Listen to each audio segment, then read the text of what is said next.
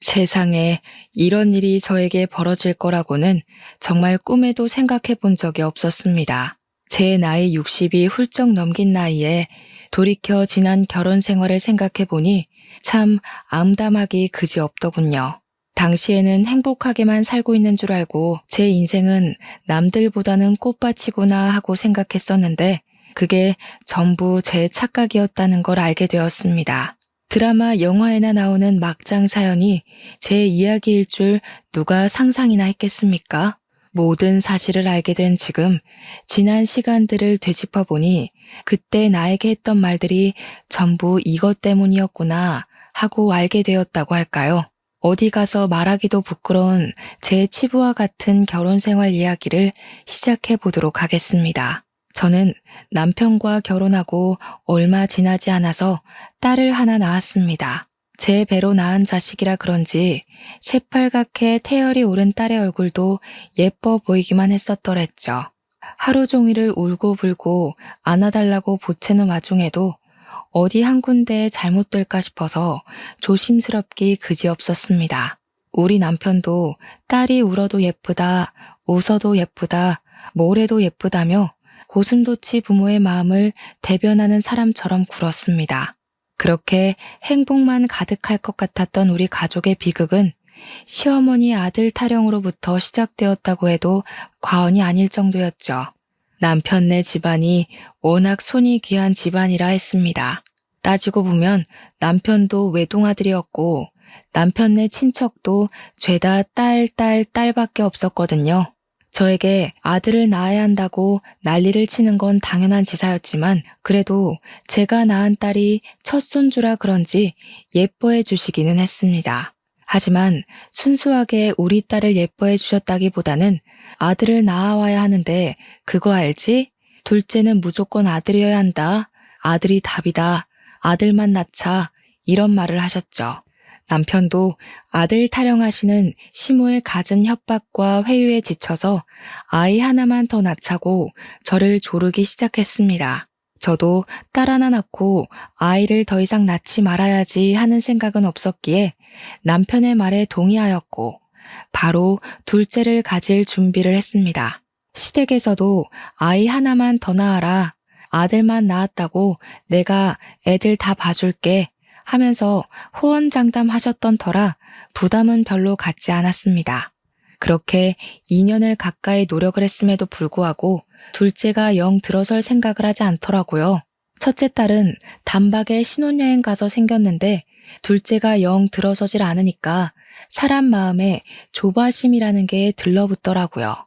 무슨 문제가 있는 게 틀림없다 하는 생각이 들자마자 저와 남편은 병원에 가서 이것저것 검사를 하기 시작했습니다. 저만의 문제가 아닐 수도 있다는 생각에 남편의 손을 꼭 붙들고 산부인과에 가서 임신에 관한 검사를 받았던 거죠. 그런데 병원에서 아주 기야말 이야기를 하시더군요.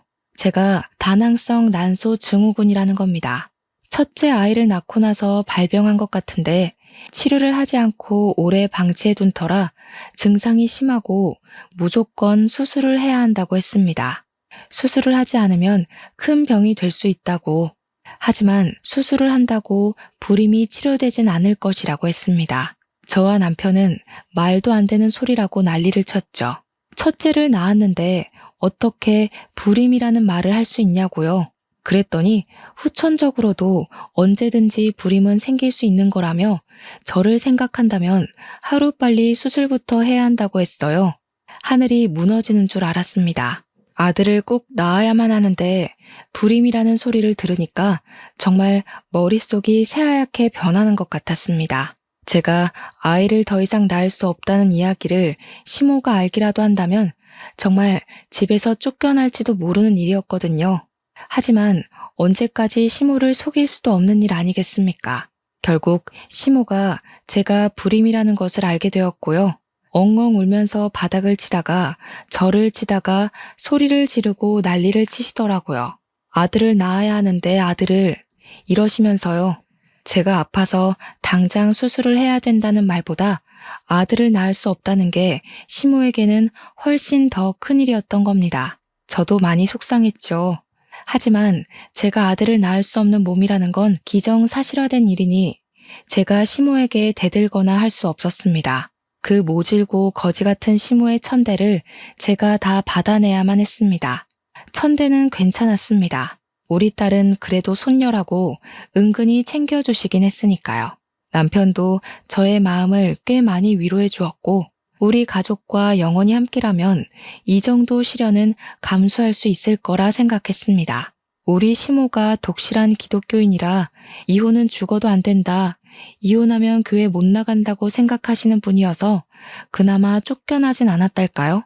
그러니 시모의 분노가 오로지 저에게로 꽂히긴 했지만 그래도 우리 남편, 내 딸과 함께 할 수 있음에 진심으로 감사했습니다.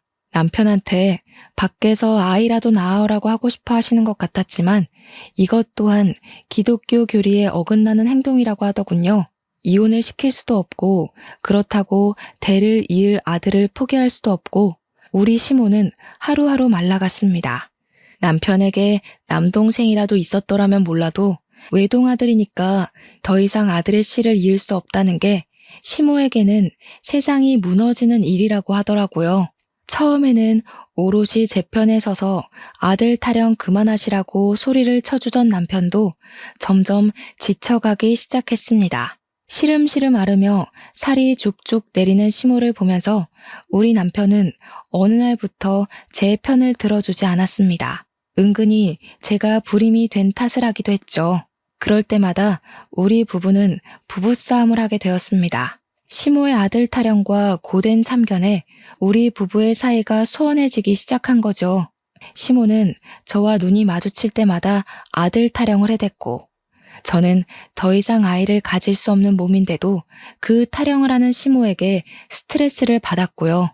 우리 남편에게 매일같이 소리치고 치댔기 때문에 남편은 저로 인해 스트레스를 받기 시작했습니다.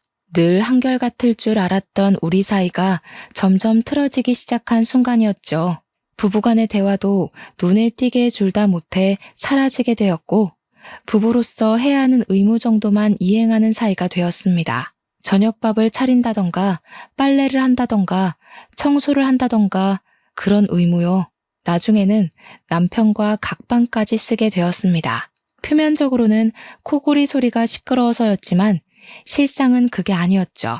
시모는 나중에 미친 사람처럼 저에게 기도에 매달리면 아이가 들어설 것이라고 저에게 기도를 강요했습니다. 이미 의학적으로 임신을 할 수 없는 몸이 되었음에도 포기하지 않고 매달리는 시모의 집착스러운 면모에 저도 너무 당황스러웠어요. 이런 이야기를 남편에게 해봐야 남편은 저에게 소리치면서 어떻게 해달라는 거야 따위의 말밖에 하지 않았습니다. 남편은 나중에 저에게 정말 힘들다며 눈물로 읍소를 했고 그 모습을 본 저는 더 이상 남편에게 방어를 요구하지 않았습니다. 남편이 힘들어하니까 저도 정말 무척이나 힘들더라고요. 그러던 와중에 남편이 5천만 원이 들어있던 우리의 적금을 일방적으로 해지한 것을 알게 되었고 저는 그 일로 크게 분노했습니다. 우리 딸아이가 대학을 가거나 혹은 우리가 어떤 큰 병이 생길지 모르는 와중에 그 돈을 깨서 어디다 썼냐고 화를 냈죠. 남편은 시댁에 돈이 필요하다 해서 주었다는 말 이외에 그 어떤 변명도 하지 않았고 저는 속이 터지는 것 같았습니다. 결국 시모에게 전화를 걸어 물어보니 돈이 좀 필요해서 썼다고 내가 내 아들의 돈도 쓸 수 없는 거냐고 저에게 화를 내시더군요. 쓸 때 쓰더라도 저와 한마디 상의 정도는 할 수 있지 않았을까요? 가뜩이나 사이도 안 좋은데 돈으로 문제가 생기니까 더 미치겠더라고요. 너무나도 화가 나서 그 이후로는 남편과 돈 관리도 각자 하기 시작했습니다. 남편을 믿을 수가 없었거든요. 그렇게 2년을 남보다 못한 사이로 지내고 있었는데 어느 날 남편이 저에게 그러더군요. 이제 시모가 어떤 이야기를 하던 원망을 하던 신경 쓰지 말고 우리 두 사람만 생각하면서 살자고요. 허튼 소리를 하거나 아들 타령을 하면 전화 끊어버리자고 전화번호도 바꾸고 우리 두 사람만 생각하면서 살자고 했어요. 몇 년을 남보다 못한 사이로 지냈는데 갑자기 저러니까 무슨 병이라도 걸렸나 싶어서 덜컥 하더라고요. 당신 죽을 병 걸렸냐고 물어보니까 그런 거 아니라고, 그냥 스트레스 받는 게 너무 싫고 그 스트레스 때문에 우리가 왜 멀어져야 하는지도 모르겠대요. 그러면서 저에게 화해의 손길을 먼저 내밀어준 남편을 보면서 저는 너무나도 감동을 받게 되었습니다. 살얼음판 같았던 집구석이 그 한마디, 그 손길 하나로 사르르 녹는 것 같은 착각이 들 정도였습니다. 그때라도 제가 무슨 일인지 꼼꼼하게 파헤쳤어야 했는데 너무나도 바보같이 감언이설에 넘어가고 만 것이죠. 물론 하루아침에 좋아질 수 없는 관계였기에 남편과 저는 무한한 노력을 해야 했습니다. 회사 일을 제외하고 저녁은 무조건 집에서 먹기로 했고, 주말 중 하루는 밖에 나가서 외식을 하고 하루는 같이 요리를 하기로 했습니다. 그냥 사소한 집안 룰을 바꾸고 나니까 부대끼는 시간이 많아져서 그런 건가 몇 년 동안 몰랐던 남편의 이야기도 알게 되고 사이가 좋아지더라고요. 맨날 양말을 뒤집어서 놓던 우리 남편에게 세탁기 사용 방법을 제대로 알려주고, 세탁기는 앞으로 남편 담당이라고 못을 박았더니 무슨 일이 일어났는지 아세요? 남편이 양말을 곱게 벗어서 세탁실에 두더라고요. 자기가 해보니까 뒤집어서 세탁기에 넣는 게 잘못된 일이라는 걸 알게 된 거죠. 그렇게 시간을 보내다 보니 서로에게 생긴 새로운 습관이라든지 회사 일이라든지 친구 사이의 일 같은 것도 속속들이 알게 되었습니다. 몇 년을 함께 살면서 다 아는 것 같았던 상대에게 새로운 모습이 발견되니까 신기하면서 신혼 같은 느낌이 들더라고요. 우리 딸도 처음에는 아빠를 어려워하곤 했었는데 지금은 남편과 둘도 없는 친구 사이가 되었습니다. 늘 집에 돌아오면 방에 틀어박혀서 나오지 않던 남편이 딸아이와 인형 놀이를 하고 같이 공주 옷을 사러 가기도 하고 하니까 우리 딸도 정서적으로 많이 성장할 수 있는 계기가 되었던 것이죠. 항상 눈치만 보던 딸이 해맑게 웃으면서 양쪽 손으로 저와 남편의 손을 잡아주기도 하고 참 많이 밝아졌습니다. 우리 딸이 우리도 모르게 우리의 눈치를 보면서 자랐다는 걸 알게 되고 남편과 저는 서로 붙잡고 참 많이 울었습니다. 그러던 어느 날 급하게 시모의 호출을 받고 시댁으로 향하게 되었습니다. 저와 남편 그리고 딸까지 함께 불렀기에 달려갔어요. 남편과 저는 이렇게 단호하게 호출 연락을 받은 적이 없기에 많은 걱정을 하면서 시댁에 도착했습니다. 그런데 시모가 웬 3, 4살 정도 된 아이를 안고 한숨을 푹푹 내쉬면서 문을 열어주시는 게 아니겠습니까? 남편과 저는 당황해서 이 아이가 누구냐고 물어봤습니다. 저는 시모한테 어머님 아이 낳으셨어요? 하는 말도 안 되는 소리를 했죠. 그랬더니 시모가 어휴 어쩌냐 진짜 하면서 계속 한숨만 내쉬고 계신 거예요. 무슨 일이냐고 보채서 물어보자 시부 친척네 아이인데 그 친척 일가족 전부가 건물 붕괴 사고를 당해서 아이만 덜렁 남았다는 겁니다. 그때쯤 건물 붕괴 사고가 큰 건이 하나 있었거든요. 애만 덜렁 살아남은 것도 좀 이해가 안 가긴 했지만 시모의 안색이 너무 좋지 않아서 자세하게 물어볼 수도 없었죠. 아무튼 시모 말이 자기는 늙어서 더 이상 이런 아이를 키울 자신도 없고 핏줄은 핏줄이니까 맡아주기는 해야 할 것 같으니 우리 보고 입양해서 키우라는 겁니다. 저는 정말 마른 하늘에 날벼락을 몇 번이나 맞는 건지 남의 애를 입양해서 데려다가 키우라는 말에 졸도하는 줄 알았습니다. 우리 남편은 놀랐는지 아무 말도 못하고 입만 떡하니 벌리고 있더라고요. 그러면서 죽어요? 얘네 가족이 죽었다고요? 이 말만 하는데 시부 친척이라고 했지만 남편이랑도 아는 사이 같았습니다. 저는 멘탈이 완전히 바스라져서 우리 보고 키우라고요? 하면서도 더 이상 다른 말이 나오지가 않더라고요. 몇 살이냐고 물어보니 시모가 조심스럽게 3살이라고 이야기를 하는데 막막한 겁니다. 제가 보육원에 보내야 하는 거 아니냐고 물어보니까 시모랑 시부가 어떻게 핏줄을 보육원에 보낼 수 있냐고 강경하게 이야기를 하더라고요. 시부 친척이면 핏줄이라고 해도 좀 연한 핏줄 아닌가 싶었지만 떡하니 아들이니까 손이 귀한 집에서는 잘 됐구나 싶었을 수도 있죠 뭐. 남편과 저한테는 딸밖에 없었고 피가 섞인 아들이라고 하니 시부모 입장에서는 이게 웬 떡이냐 싶었던 거죠. 저는 솔직히 더 나쁜 년 되기 싫어서 입을 꾹 다물고 남편만 하염없이 쳐다보았어요. 남편 입에서 거절의 말이 나와주기를 기다리고 있었는데 우리 남편도 결정을 내리지 못하고 고민만 하고 있더라고요. 저는 진짜 한숨이 절로 나왔고 우리 딸은 그 와중에도 와, 아기가 너무 귀엽다 하고 있었습니다. 보니까 우리 딸이 친화력 좋게 3살 배기 아이와 함께 놀아주고 있더라고요. 남편이 그 모습을 빤히 보는데 상상하고 싶지 않은 말이 튀어나올 것 같더라고요. 시모가 제 손을 갑자기 덥석 잡더니 그동안 구박했던 거 다 미안하고 잘못했다고 더 이상 잔소리도 안 하고 아들 타령 안 할 테니까 아이 좀 키워달래요.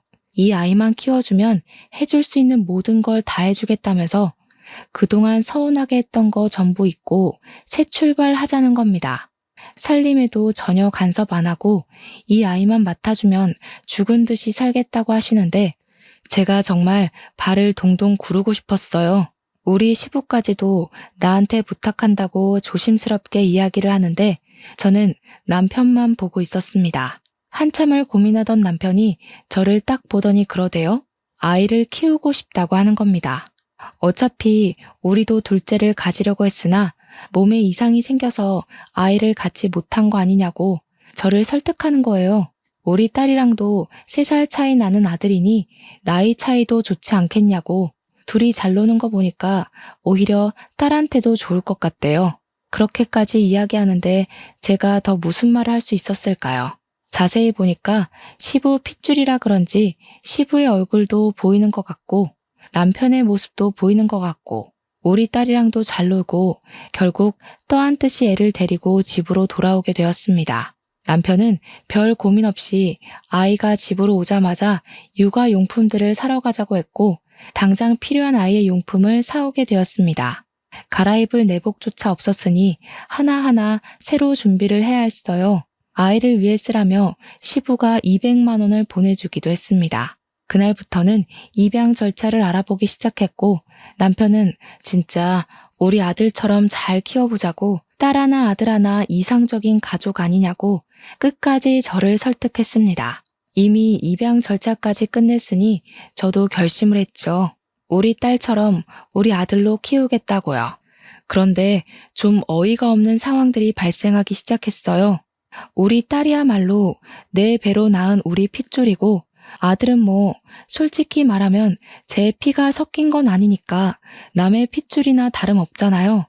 그런데 시모랑 시부는 물론이고 우리 남편까지도 아들이라고 오로지 아들이라는 이유만으로 너무 편애하듯이 챙기는 겁니다. 우리 딸이 인형놀이를 하자고 다가와도 아들이랑 자동차를 가지고 놀고 있으니 제가 고운 시선으로 아들을 볼 수가 없더라고요. 저도 참 못난 사람이죠.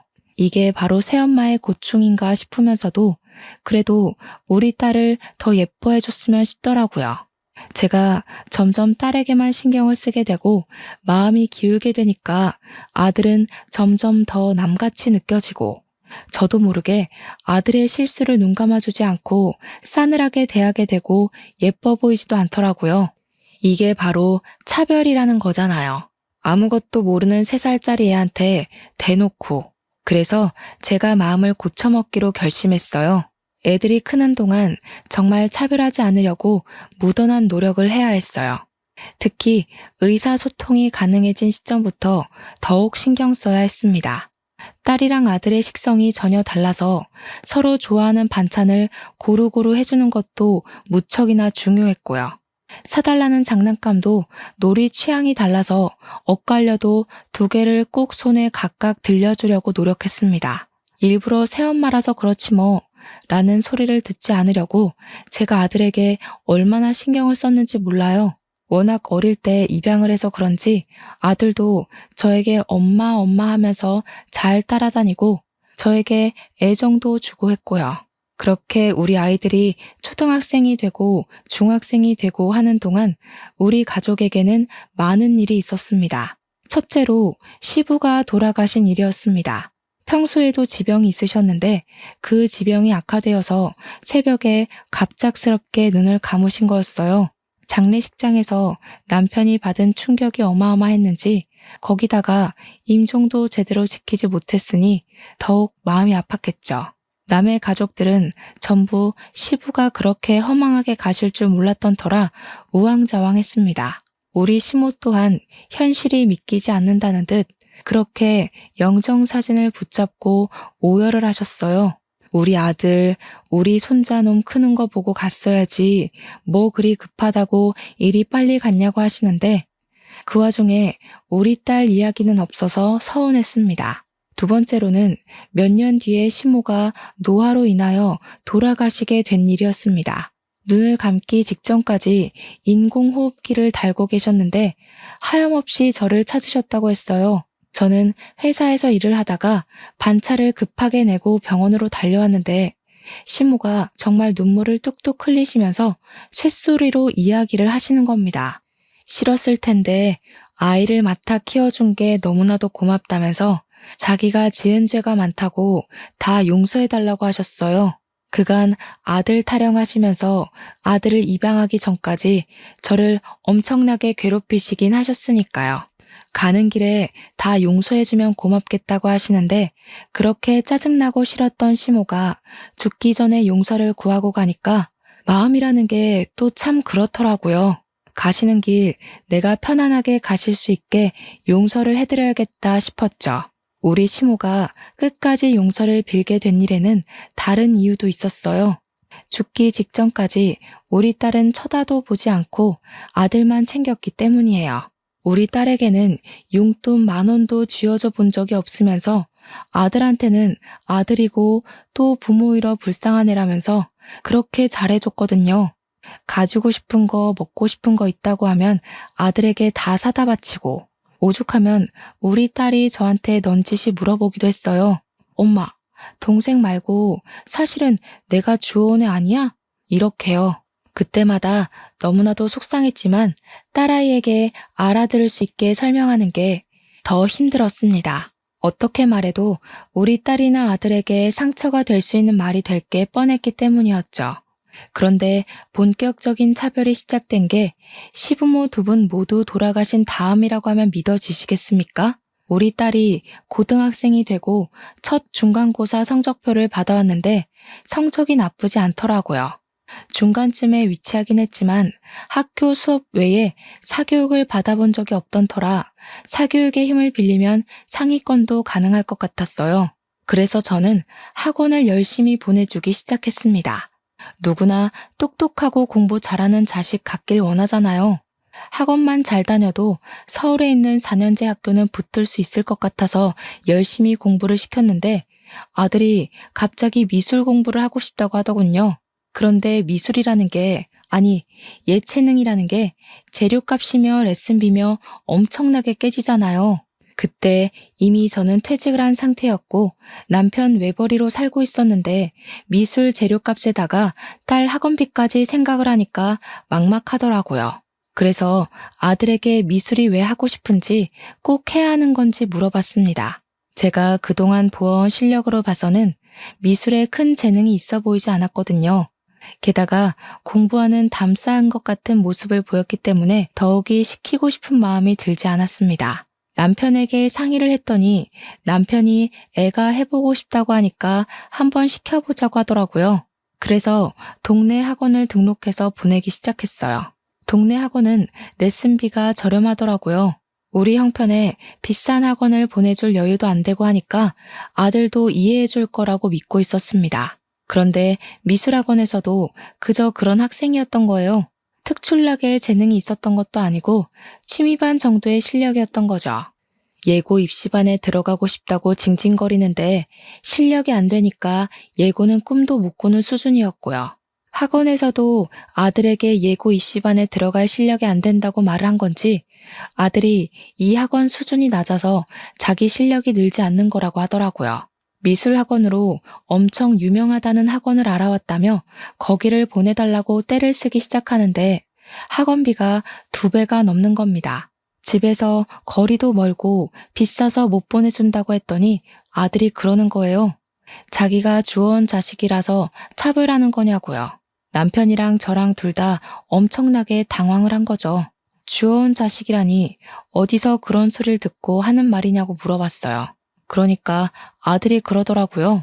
누나가 말해줬대요. 제가 딸에게 네가 동생한테 주워온 자식이라는 이야기 했냐고 하니까 딸이 아니요? 하는데 얼굴 표정이 진짜 억울해 보이는 겁니다. 그러니까 아들이 딸한테 비아냥거리면서 와, 누나는 공부 말고 연기해야 되겠다. 연기자가 따로 없네. 이러더라고요. 남편이 아들 말만 믿고 화가 났는지 딸에게 처음으로 손찌검을 했어요. 저는 놀래서 이게 무슨 짓이냐고 소리를 질렀고요. 딸이 눈물을 뚝뚝 흘리면서 그런 말 한 적 없는데 왜 자기 말은 안 믿어주냐고 소리를 쳤어요. 그러니 남편이 딸에게 네 동생은 그 사실을 어찌 알고 저렇게 이야기를 하겠냐고 하더라고요. 저나 남편이나 아들에게 주워온 자식이라는 말을 한 적이 없으니까 사실 딸밖에 없는 상황이긴 했어요. 그래도 딸은 아니라고 계속 소리를 치고 아들은 누나가 말했잖아 이러고 제 속이 뒤집어지는 것 같았죠. 결국 아들이 미술 학원을 옮기겠다고 난리를 치니까 남편이 딸 학원을 그만두게 하라고 하더군요. 어차피 우리 딸이 공부해봐야 거기서 거기 아니냐고 차라리 예체능 하겠다는 아들을 밀어주는 게 낫다고 했어요. 그때부터 저는 딸의 학원비를 벌기 위해서 파트타임 아르바이트를 시작했습니다. 우리 딸에게 종합학원은 못 보내줘도 취약한 과목 2개 정도는 들을 수 있게 돈을 벌기 시작한 거죠. 아들은 떵떵거리면서 미술 입시를 준비했고 결국 예고는커녕 인문계도 간당간당하게 입학을 했습니다. 제가 봐도 실력이 별로였는데 당연히 전문가들이 봤을 때는 애들 장난으로 보였겠죠. 재료값만 해도 한 달에 몇십만 원이었는데 돈을 땅에다가 버린 거나 마찬가지였어요. 그런데 우리 남편이 아들에게 그러더라고요. 원래 실패가 다 밑거름이 되는 법이라고 앞으로 잘하면 된다고요. 우리 딸은 그렇게 열악한 상태에서 공부하고도 서울에 있는 4년제 학교에 입학을 했습니다.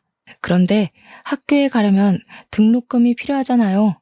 남편한테 우리 딸 등록금을 내야 한다고 하니까 학자금 대출을 받으라는 겁니다.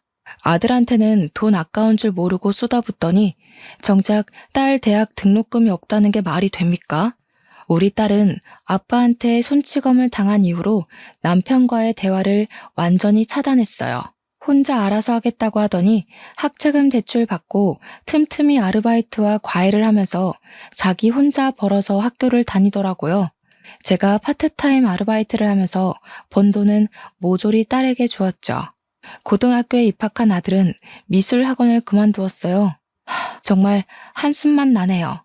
그렇게 쉽게 그만둘 거면 왜 시작을 했냐고 하니까 자기 길이 아닌 것 같다면서 저한테 말리지 그랬어요? 이러더라고요.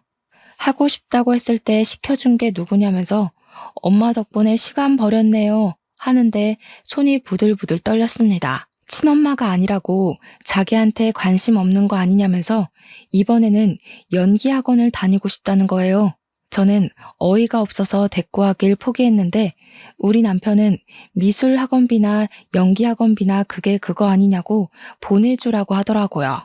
우리 딸은 등록금도 자기가 벌어서 가는데 그게 무슨 소리냐고 차별하냐고 물어봤더니 남편이 이게 무슨 차별이냐고 하더라고요. 아들이 잘 돼야 나중에 우리가 먹고 살기 편하지 않겠냐고 딸은 출가 외인이래요. 결국 아들은 연기학원에 등록을 했습니다. 그런데 발연기도 그런 발연기가 없나 봐요. 학원 선생님이 저한테 연락해서는 지방에 자리가 많이 남는 전문 대학교를 알아보는 게 좋겠대요. 그렇게 허송세월 보내고 대입에 성공했냐고요? 실패했죠. 예비번호 하나 못 받아오더라고요. 그랬더니 남편은 남자라면 재수도 한번 해보고 하는 거라고 팍팍 밀어주겠대요. 아들은 재수했고 재수도 실패했습니다. 그러고 나니까 남편이 대학이 또 전부는 아니랍니다. 그 사이에 우리 딸은 졸업을 했고 취업 준비를 시작했습니다. 토익도 보고 자격증도 따고 다 지가 벌어서 해낸 일이에요. 그러고 나서 아들이 군대에 다녀왔고 딸은 괜찮은 중소기업에 취직을 했습니다. 근데 군대에 다녀온 아들이 그때부터 사고만 치기 시작했어요. 어디라도 취직을 할 생각은 전혀 없어 보였습니다. 나랑 남편한테 용돈을 받아 쓰는 것도 모자라서 술 먹고 싸움을 했다며 합의금을 물어줘야 한다고 돈 몇백을 내놓으라고 하더라고요. 거기다가 음주운전까지 걸려서 벌금을 내야 한다고 하질 않나. 여자친구랑 싸우다가 열받는다고 손찌검을 해서 경찰서에 가질 않나. 진짜 말을 하고 싶지도 않습니다. 그래서 제가 남편에게 그랬죠. 허구한 날 사고만 치는데 성인도 됐겠다. 지 알아서 살게 내버려 두자고요. 그러니까 저한테 키운 정도 없고 네가 엄마냐고 하대요. 저는 남편과의 대화를 다시 차단하기 시작했습니다. 그렇게 몇 년이 지나고 남편이 어느 날 갑자기 쓰러졌어요. 암이라는 거예요. 또다시 날벼락을 맞나 싶었는데 병원에서 그렇게 심각한 상태는 아니고 초기에 발견되어서 다행이라고 하더라고요. 그때부터 저는 병간호를 시작했습니다. 우리 딸은 남편에게 실망한 게 워낙 컸던 터라 초반에는 병실에 코빼기도 비추지 않았어요. 그런데 딸에게 오래 만난 남자친구가 있었나 보더라고요. 그 남자가 딸에게 그랬대요. 아버지에게 후회 없이 잘하라고요. 그 뒤로는 예비 사위랑 딸이 매일같이 찾아와서 남편 수발 드는 걸 도와주더라고요. 아무래도 남편이 남자니까 남자가 해줘야 하는 일들이 있긴 하잖아요. 똥오줌을 받아준다거나 씻겨준다거나 하는 일이요. 제가 일이 바쁠 때는 예비 사위가 와서 그 굳은 일들을 다 해주는 거예요. 아들이라는 놈은 와도 휴대폰 게임이나 하고 보는 둥 마는 둥 귀찮은 일 시키지 말라고 소리나 지르고 있는데요. 남편도 나중에는 딸에게 모질게 굴어서 미안했다고 사과를 하더라고요. 아들놈도 안 하는 걸 예비 사위가 하고 있으니까 남편도 느끼는 게 많았겠죠. 그 와중에 아들이 사라져서 찾아보니까 의사를 붙잡고 우리 남편 언제 죽냐고 물어보고 있더라고요. 제가 열이 받아서 아들의 귀를 잡고 질질 끌고 병실에 데리고 왔어요. 아, 쪽팔리게 왜 귀를 잡고 끌고 와? 너 의사 선생님한테 무슨 짓이야? 뭐가 어쩌고 어째? 제가 일부러 남편 들으라고 아들의 만행을 까발리려고 했는데 아들이 먼저 선수를 치더라고요. 아빠, 그냥 치료할 바에는 치료 포기하는 게 속 편할 수도 있어. 아빠 재산이 얼마나 있었지? 그거 나한테 주는 거 맞지? 내가 아빠 너무 힘들어 보이길래 자식으로서 걱정돼서 하는 말이야. 이게 정신 못 차리고 무슨 짓거리야?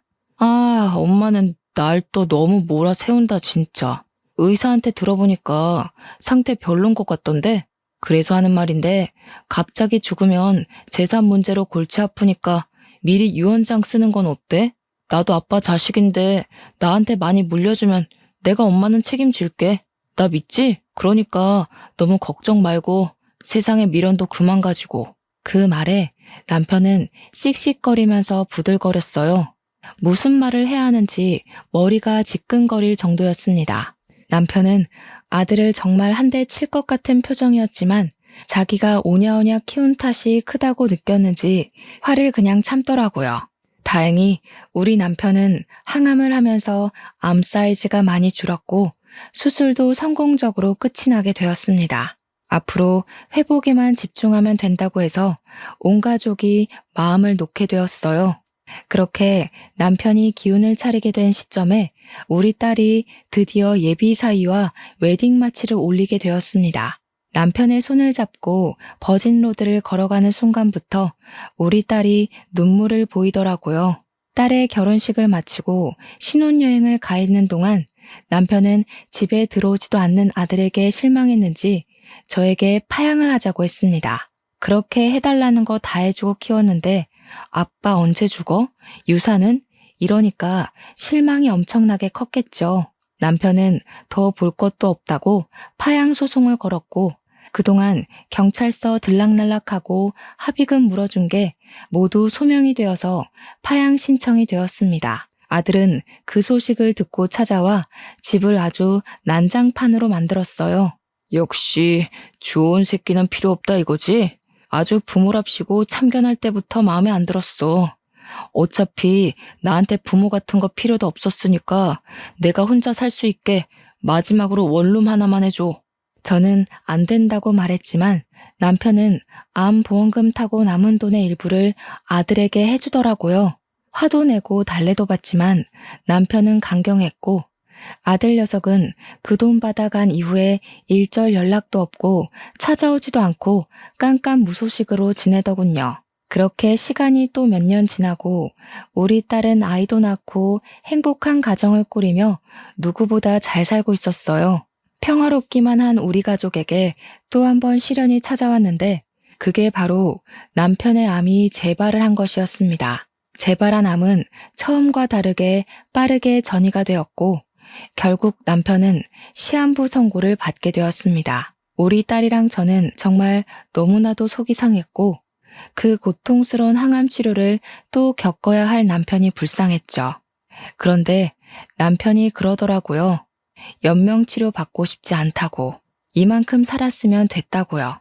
우리는 남편의 그 뜻을 존중하기로 했습니다.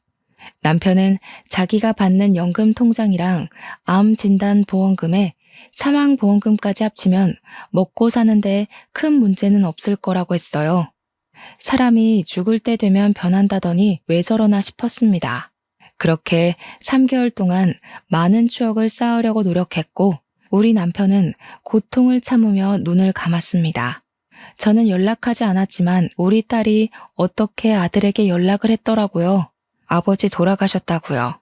장례식장에 찾아오라고 주소까지 적어줬다는데 3일장 내내 얼굴 한 번 안 비추더라고요.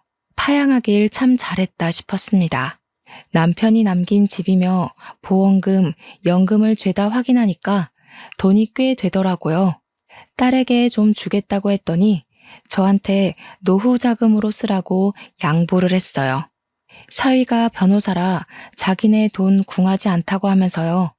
저는 집을 팔아치우려고 했는데 그 집이 남편과 평생을 함께한 집이라 그런지 처분하기가 쉽지 않더라고요. 그 집에서 혼자 적적하게 남편을 추억하면서 지내고 있었습니다. 한 1년쯤 지났을까요? 제가 혼자 적적하게 지내는 걸 알고 있는 딸이랑 사위가 집에 자주 놀러와서 저녁을 먹곤 했었어요. 그날도 어김없이 손주들이랑 딸이랑 사위가 놀러와서 같이 저녁을 해먹고 있었는데 누가 집으로 찾아왔더라고요. 누구세요? 하고 문을 열었는데 아들놈이 떡하니 있는 겁니다. 진짜 아빠 죽었어? 누가 네 아빠야? 이 배은망덕한 놈. 은혜도 모르는 놈아. 진즉 파양을 했어야 했는데. 그러니 아들이 코웃음을 치면서 저한테 그러더라고요. 지금 장례식장에 안 왔다고 이러는 거야? 사정이 있었어. 누나도 있었네. 나도 배고프니까 밥 좀 줘. 교도소 밥이 영 맛대가리가 없어서 살 빠진 것 같아. 교도소에 다녀왔다고? 몰랐어? 관심 너무 없는 거 아니야? 뭐 아빠가 준 돈 도박으로 날려먹고 한탕 크게 치려고 사기 한 번 쳤는데 재수없게 걸렸어. 내가 아빠 장례식장에 안 간 게 아니라 못 간 거야. 교도소에서 파양된 놈이라고 안 보내주던데? 진짜 온몸이 휘청거리는 느낌이었습니다. 저걸 자랑이라고 말을 하는 건지 정말 사이코패스 같았어요. 나도 아빠 유산 받을 자격 있는 거 알지? 돈 좀 줘. 돈 없어서 굶어 죽을 지경이야. 딸이고 사이고 할 거 없이 너무 어이가 없어서 아들놈한테 무슨 개소리를 하는 거냐고 난리를 쳤습니다. 이미 파양당해서 아무런 권리도 자격도 없는 놈이 여기가 어디라고 찾아오냐고 딸이 고래고래 소리를 치니까 아들이 그러는 겁니다. 뭐야, 아직도 모르고 있어? 나 아빠 친자식이야. 표정들 보니까 진짜 몰랐나 보네. 나 아빠가 밖에서 나온 자식이잖아. 와, 대단들 하다. 할머니도 아빠도 끝까지 말 안 해주고 죽은 거야? 제가 손을 벌벌 떨면서 무슨 말도 안 되는 소리를 하고 있냐고 하니까 지갑에서 꼬깃꼬깃한 종이를 펼쳐서 보여주는데 친자 확인서더라고요. 남편 이름이랑 아들 이름이 떡하니 적혀 있는데 친자 확률 99.97%라고 적혀 있었습니다. 저는 그 자리에서 바닥에 주저앉고 말았어요. 온몸에 힘이 풀려버렸거든요. 그러니까 저 망나니가 나랑 남편이 소원하고 서로에게 의지하지 않던 그 시절 남편이 밖에서 낳은 자식이라는 거였습니다. 제가 믿질 못하자 아들이 시모의 친필 편지라면서 제가 나중에 믿지 못하면 보여주라고 했다며 시모의 인감 도장이 찍힌 편지를 건네주었어요. 그 편지의 내용은 차마 입으로 담기 힘들 정도로 어질어질한 막장 내용이 적혀 있었습니다. 친모인 여자가 애를 키우고 있었는데 사고로 죽는 바람에 보육원에 갈 처지에 놓인 아들을 시모가 데려온 거였어요. 남편이 나 몰래 5천만 원의 적금을 깼던 것도 저 망나니를 키울 양육비를 줬던 거래요. 아들은 정말 남편의 사생아였고 남편의 자식으로 입양까지 했으니 친자식처럼 잘 키워주라는 내용이었습니다. 만약 며느리가 믿지 못할 시에 이 편지를 보여주라고 친절하게 적혀 있었어요. 제가 얼마나 뒤통수를 맞은 기분이었겠어요. 손을 부들부들 떨면서 그 편지를 읽자 아들이 그러더군요. 이제 나도 상속받을 자격이 충분한 거 알겠지? 나한테도 유산 내놔. 나 돈 필요해. 그러자 변호사인 우리 사위가 나서서 이야기를 하기 시작했습니다. 이미 파양 소송을 통해 파양이 완료된 점, 친자 확인서가 이제 와서 별 소용은 없습니다. 게다가 장인어른 유산은 이미 100% 장모님에게로 증여가 되었기 때문에 자식들에게는 권한이 없습니다. 장모님이 추후에 돌아가신다고 해도 파양된 그쪽은 장모님 친자가 아니라서 권한이 없습니다. 아이씨, 네가 뭘 안다고 껴들어서 지랄이야. 너도 나한테 한번 당해볼래? 네가 무슨 변호사야, 검사야. 엄마 짜증나게 하지 말고 돈 내놓으라고. 사위가 변호사 배지를 보여주니까 그제야 아들이 눈치를 한번 쓱 보더니 입을 다물더라고요. 우리 사위 말 잘 들었지? 네 목 없단다. 그러니까 썩 꺼져. 내가 엄마 사는 집을 몰라, 전화번호를 몰라, 뭘 몰라? 다음에 다시 올 테니까 그때까지 돈 마련해둬. 알았지? 원래 내일 없이 사는 인간이 제일 무서운 거 알지? 난 경고했다. 아들이 사라지자마자 딸이 저한테 집부터 옮기자고 하더라고요. 저도 솔직히 저 망나니가 무서워서 급한 짐부터 딸의 집으로 옮겼어요. 다음 날 사위가 근처 부동산에 집을 내놨고 남편과 살았던 추억이고 나발이고 엿이나 까잡수라고 영정사진에 대고 욕을 한 뒤 집을 팔아버렸습니다. 그 뒤로 전화번호도 바꿔버렸고요. 등기부등본을 열람할 수 없도록 막아버렸습니다. 그 뒤로 새 세입자에게 망나니가 찾아와서 몇 번이고 저를 어디로 빼돌렸냐면서 패악질을 했나 보더라고요. 결국 경찰이 오기도 하고 난리가 났었고 저는 보복이 두려워서 경찰에 신변보호 조치를 요청했습니다. 몇 개월 뒤에 아들의 구속 소식이 들려왔습니다. 술을 먹고 싸움질을 하다가 합의금을 마련하지 못해서 구속됐다는 것이었어요. 구치소에서 얼마나 있을지 재판이 끝나고 형량을 얼마나 받을지 몰라 속을 졸이며 살고 있습니다. 진지하게 사위가 이민을 가거나 지방의 소도시로 이사를 가자고 하고 있어서 고민 중에 있는데 우리가 그 더러운 똥을 피해야 하나 싶기도 하고요. 그나마 사위가 변호사라서 아들에 대해 이것저것 알아볼 수 있는 위치라 정말 다행이라 생각합니다. 사위 아니었으면 돈도 다 뜯겼을지도 모르죠. 한 가지 바라는 건 재판에서 형량 세게 맞고 깜빵에서 평생 썩었으면 좋겠다는 마음뿐이랍니다. 혹시라도 누가 알아볼까 최근 근황에 대해 자세하게 적지 못하는 점은 양해 부탁드릴게요. 제 이야기를 들어주신 청취자 여러분께 다시 한번 감사 인사드리면서 여기서 마무리하도록 하겠습니다.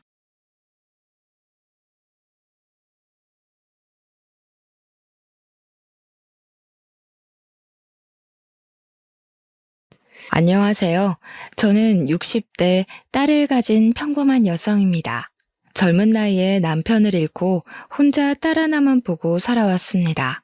그런데 기막힌 사연을 겪어보니 어디 가서 할 데도 없고 생각할수록 분하고 억울해서 이렇게 사연을 올리게 되었습니다. 왜 다들 딸 가진 죄인이라는 말 들어보셨죠? 제가 딱 그 심정이었습니다. 금지 오겹으로 우리 딸 예쁘게 키웠습니다. 남편이 없으니 어디 가서 홀대받지는 않을까 더 신경 써서 키웠다고 생각하고 좋은 것, 좋은 옷, 그리고 공부도 곧잘해서 대학까지 보내니 정말 세상 남부러울 게 없었습니다. 그런데 딱 하나 모자란 게 있었으니 우리 딸이 시댁복이 없었나 봐요.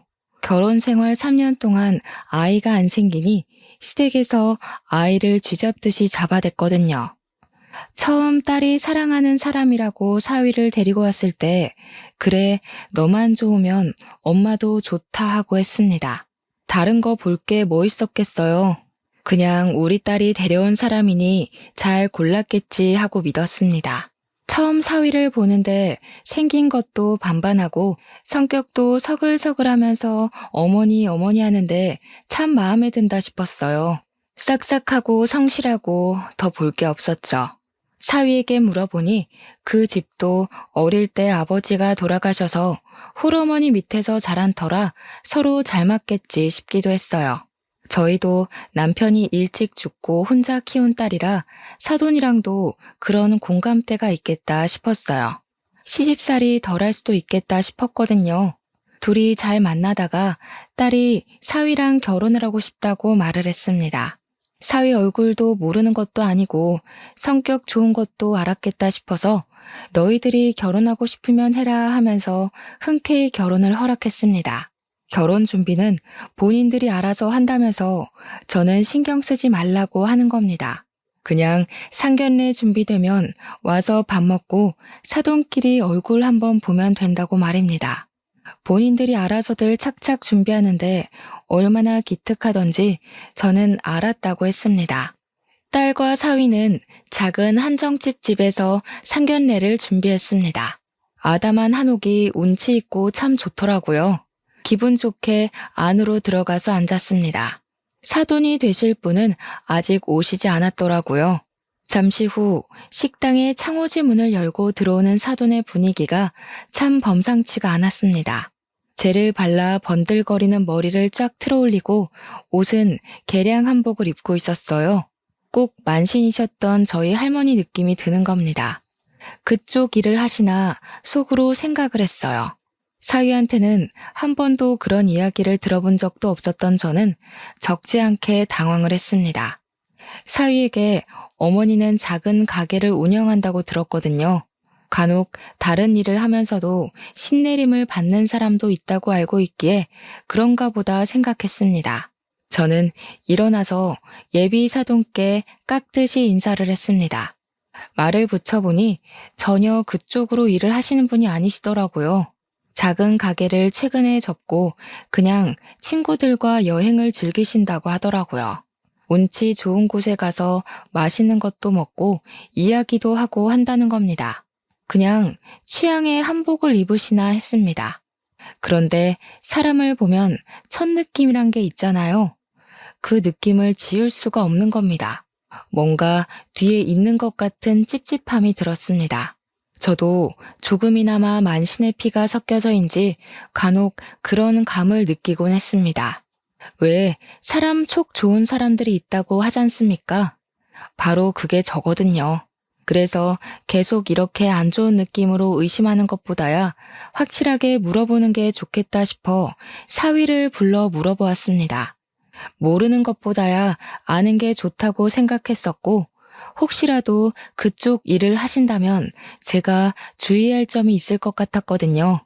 그래도 사돈 어른인데 무슨 일을 하는지는 정확하게 알고 넘어가면 좋겠다 싶었어요. 저는 넌지시 어머님이 만신 일을 하느냐 하고 물어보니 사위는 제 말을 듣더니 절대 아니라고 벌쩍 뛰더라고요. 자신은 점 같은 거 믿지도 않을 뿐더러 좋아하지도 않고 어머님도 그쪽하고 아무 관련이 없다는 겁니다. 그쪽으로 일을 하신다고 해도 상관없다고 했죠. 저희 집도 윗대 할머니께서 만신을 하신 터라서 그냥 물어봤다고 했어요. 그래도 질겁하기에 저는 사위의 손을 잡고 걱정하지 말라고 다독였습니다. 하지만 감이 이상할 때 좀 더 알아볼 걸 그랬습니다.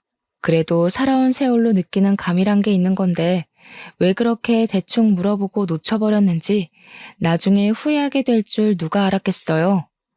딸은 사위와 무사히 결혼도 하고 작은 아파트를 얻어 둘이 오손도손 정말 잘 지냈습니다. 사위도 지극정성으로 딸을 챙겨주는 모습에 결혼 잘 시켰지. 그래, 둘이 죽고 못 사는데 사랑하는 사람이랑 시켜야지 하고 안심하고 지냈습니다. 그런데 그렇게 잘 지내던 딸 부부에게 문제가 생긴 건 딸이 결혼한 지 3년 차에 일어났습니다.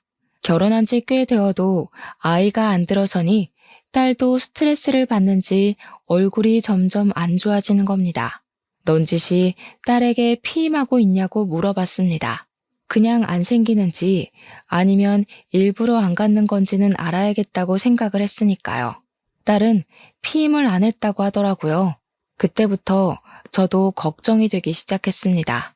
피임을 안 했는데 3년 동안 아이가 안 생기니 스트레스를 많이 받겠다 싶었어요. 사위는 아이를 아주 많이 원했고 참 좋아하는 사람이라는 걸 알았으니까요. 병원에 가서 검사라도 해봐라 다독여서 보냈더니 병원에 가서 검사도 해보았지만 둘 다 정상이라는 소리만 듣고 왔답니다. 병원에서 기다리면 생길 거라고 애 가지는 게 급하면 인공수정이나 시험관을 하라고 했답니다. 딸도 그럼 인공수정부터 한다고 하더니 어느 날 갑자기 안 하겠다고 하는 겁니다.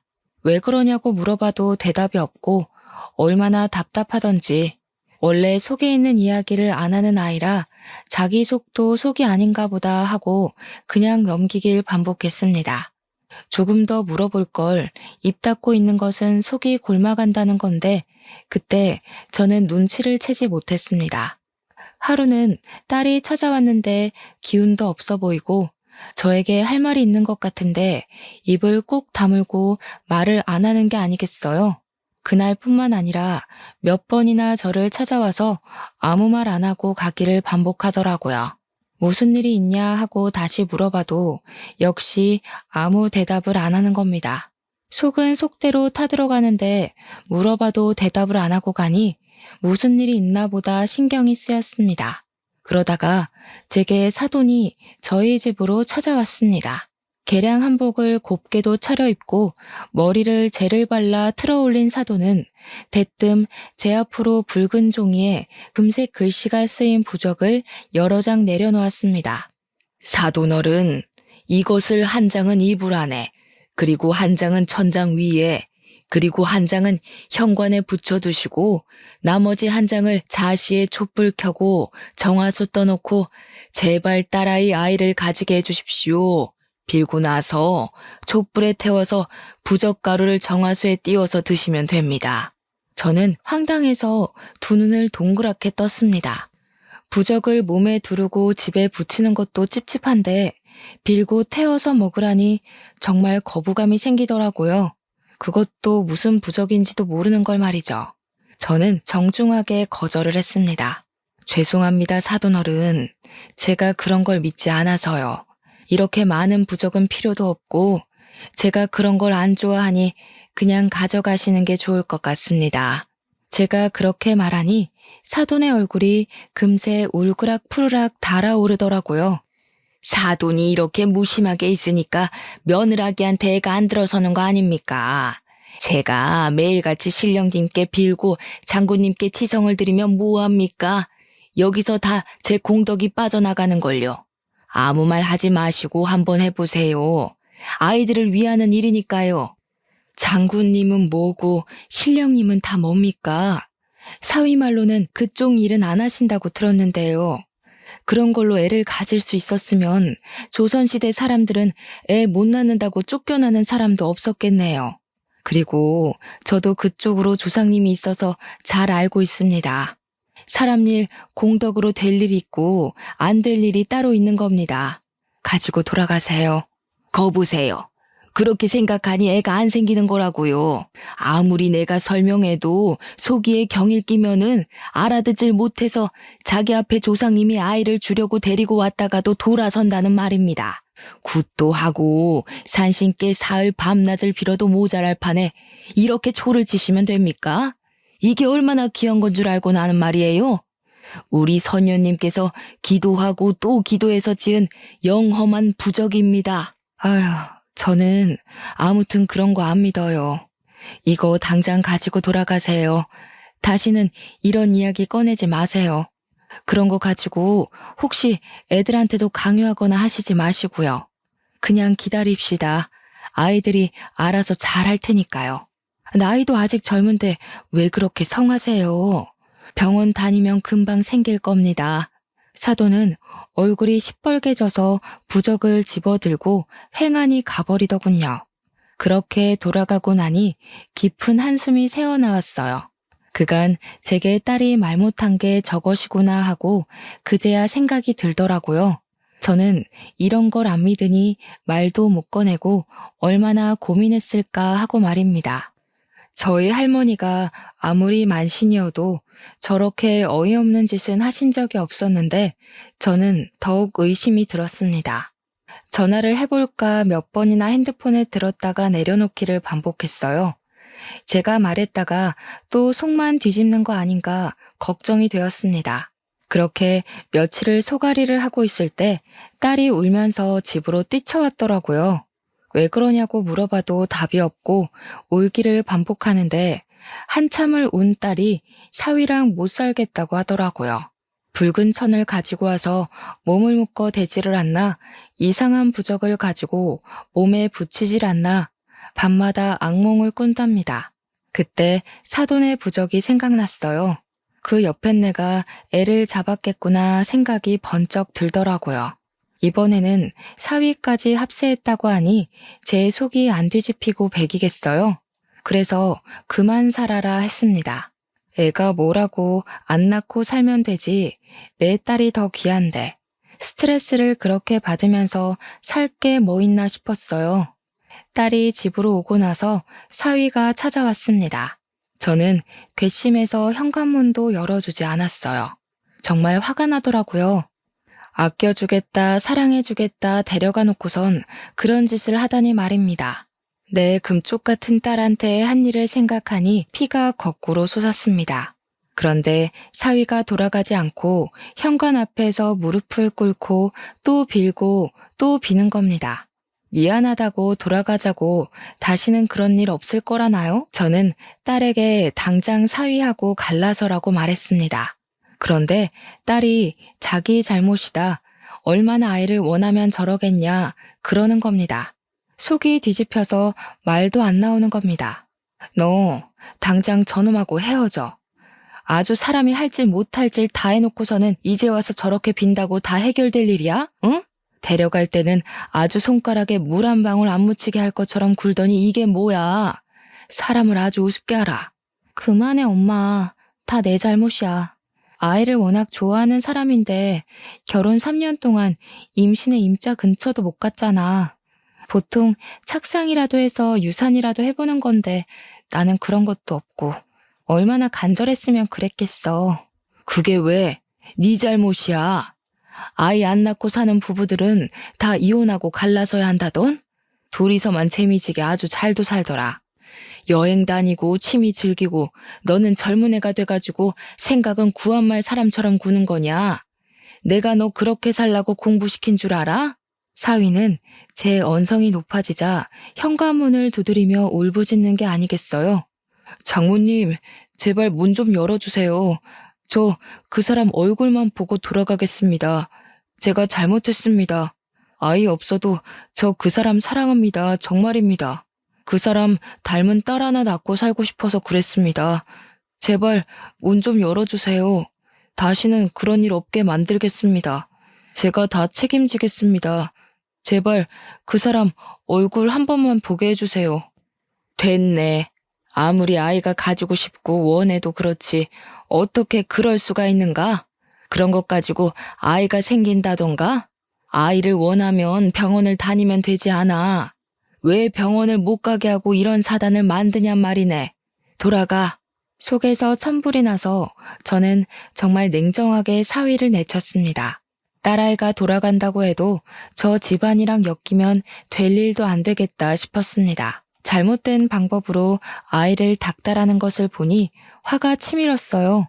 딸아이에게도 절대 사위에게 갈 생각하지 말고 이혼하라고 신신당부를 하고 또 했습니다. 자기 속도 썩어 문드러지는지 방에서 나오지도 않고 울고만 있더군요.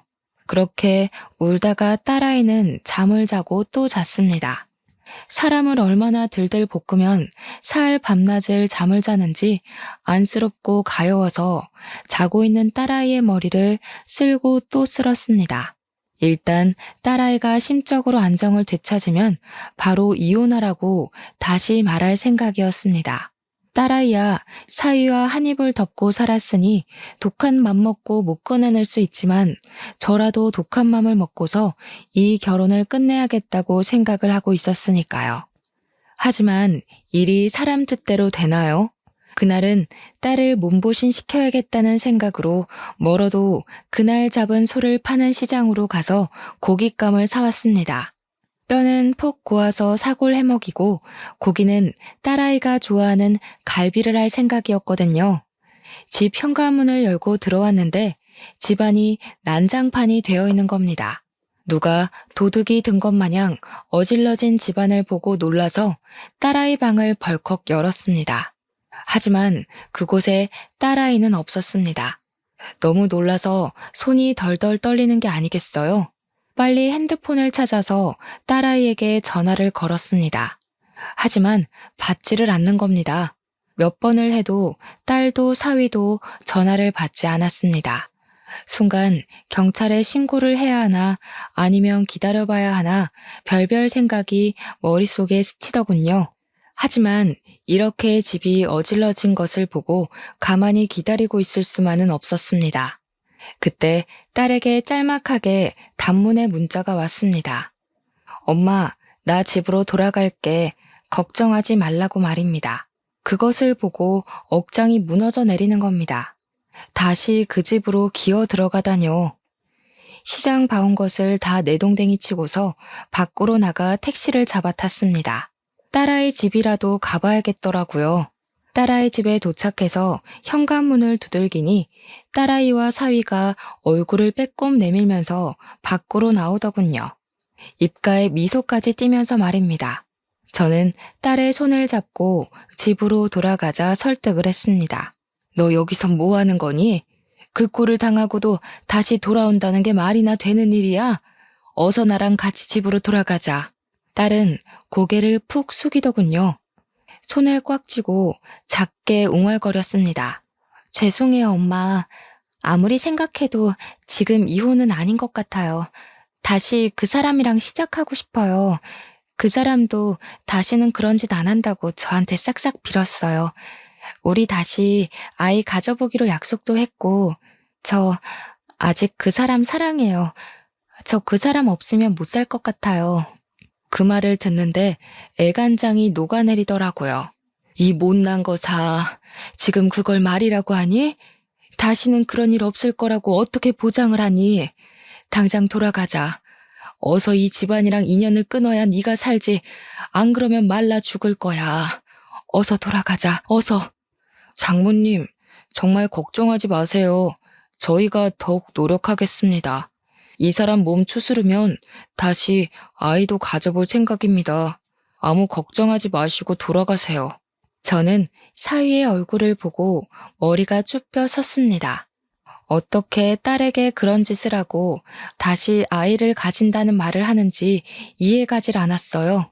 아니, 그 꼴을 하고도 또 아이를 가진다는 말을 하는 거야? 아이 없으면 우리 딸이랑 못 살아? 아직도 정신을 못 차린 거지. 당장 가자. 어서 가. 엄마랑 같이 돌아가 해서나. 저는 딸의 손목을 휘어잡았습니다. 당장 그 집에서 딸아이를 데리고 나오고 싶었으니까요. 하지만 저희 딸은 제 손에서 손목을 비틀어 빼내더군요. 엄마, 제발 그만. 내 인생이야. 내가 이 사람이랑 더 살겠다는데 제발 그만하고 돌아가요. 나 이 사람하고 계속 살 거야. 정말 기가 막히고 코가 막히더라고요. 아무리 부부싸움은 칼로 물베기라지만 그 꼴을 당하고도 제 딸은 사위 옆에 있겠다고 하더군요. 아무 말 못하고 저는 거기까지 가서 딸 집에 들어가지도 못하고 돌아서 나와야 했습니다. 돌아오는 버스 안에서 울고 또 울어야 했습니다. 그래도 어쩌겠어요. 다 키운 딸이고 자기 스스로 사위 옆에 남아있겠다고 하니까 그냥 내버려 둘 수밖에요. 저는 그렇게 집으로 돌아와 평범한 일상으로 돌아왔습니다. 가끔 딸에게 무슨 일 없냐, 별일 없냐 물어볼 뿐 더 이상 둘 사이의 일에 끼어들지 못하겠더라고요. 잘 지내길 빌 수밖에요. 하루는 밖에 볼일을 보러 가는데 딸아이에게 전화가 온 겁니다. 전화를 받았더니 딸이 기쁜 목소리로 엄마 나 임신했어 하는 게 아니겠어요. 하늘도 무심하지 않으셨는지 제 딸아이에게 아이라는 축복을 내려주셨습니다. 됐다 됐어. 이제 고생 끝났다 싶었습니다. 이게 모두 아이를 못 가져서 생긴 일 아니겠어요. 이제 우리 딸 고생이 끝났다 하고 생각했죠. 몸 관리 잘해라. 잘 먹어야 한다. 항상 조심해야 한다. 무리하지 마라. 저는 딸아이에게 당부 또 당부를 했습니다. 그동안 고생한 딸을 위해 뭐라도 해먹어야겠다는 마음으로 음식을 한가득 준비해서 전화를 했습니다. 특별히 산모와 태아에게 좋다는 보약도 지었죠. 혜선아, 엄마야. 엄마 지금 갈게. 지금 집에 있는 거지? 엄마가 너 좋아하는 장조림이랑 깻잎김치랑 산모랑 태아에게 좋다는 보약까지 지어가니까 조금만 기다려. 무리하지 말고. 알았지? 안 돼. 엄마 오지 마. 지금 밖이야. 그러니까 와도 나 없어. 그리고 그런 거 안 챙겨줘도 나 김서방이 잘 챙겨 먹이고 있으니까 걱정하지 말고 가져오지 마. 알았지? 아, 엄마. 나 전화 끊어야 해. 나중에 통화해. 그렇게 말하며 전화를 끊어버리는 겁니다. 전화를 그렇게 끊었어도 저는 딸 집으로 향했습니다. 저녁 되면 집에 돌아오겠지. 그리고 이미 바리바리 준비해 놓은 반찬들을 어쩌겠어요. 혼자 사는 집에 많은 반찬을 버릴 수도 없고 몸에 좋은 보약도 전해주어야 하고 저는 택시를 잡아 타고 딸 집으로 향했습니다. 택시에서 내리면서 아파트 현관으로 들어서는데 우체통이 떡하니 눈에 보이는데 딸 집 우체통에 우편물이 가득 쌓여 있는 겁니다. 임신 초기라서 피곤해서 이것까지 관리를 못했나 하고 대수롭지 않게 우편물을 뽑아들고 엘리베이터에 올라탔습니다. 하지만 아무리 배를 눌러도 그리고 하늘에 달이 떠올라도 딸은 돌아오지 않는 겁니다.